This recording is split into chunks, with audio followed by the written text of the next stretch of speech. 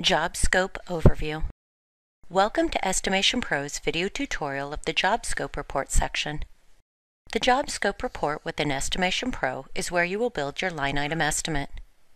The following items are used in the Job Scope Report. Change line item.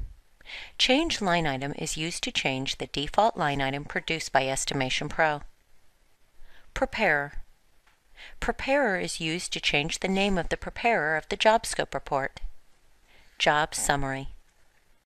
The Job Summary is a note field that appears under Estimator comments on the front page of the Job Scope Report. Up and down buttons. The up and down buttons are used to edit the display order of the estimate line items. Current Price List. The Current Price List button is used to change the estimate price list. Add line item. Add line item is used to add an additional line item to the current Job Scope Report. View all notes. View all notes is used to view all notes associated to the current Job Scope Report. Expand. Expand displays a select amount of line items that may be used on the current Job Scope Report. Manage headers. Manage headers is where you will add, edit, or archive headers within the Job Scope Report. Lock Scope.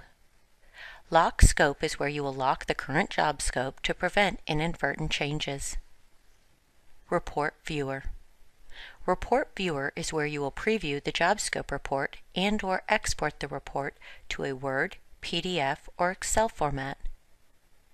Reset Whole Scope. Reset Whole Scope is where you are able to erase any changes to the default Job Scope Report produced by estimationPRO. Your Printed Notes. Your Printed Notes is a preview of all notes that will be printed on the Job Scope Report. Calculate O&P on each line item is a checkbox to apply O&P to all line items on the Job Scope Report. Change Tax Rate. Change tax rate is where you will change the current tax rate and/or override the tax amount for the current Job Scope Report. Job Totals. Job totals display the subtotal, sales tax, overhead and profit, and finally scope total. Line Number Column. Line Number Column is the display order of a line item within the Job Scope screen and the Job Scope Report. Use O&P Column.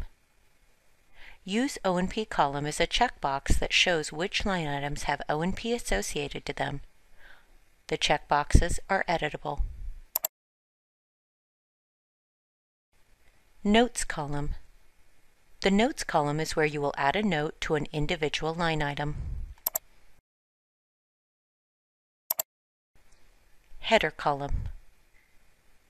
Header column is where you will change the header that is associated to an individual line item. Description Column. The Description column is the line item description to be displayed on the Job Scope Report. This line item is not editable.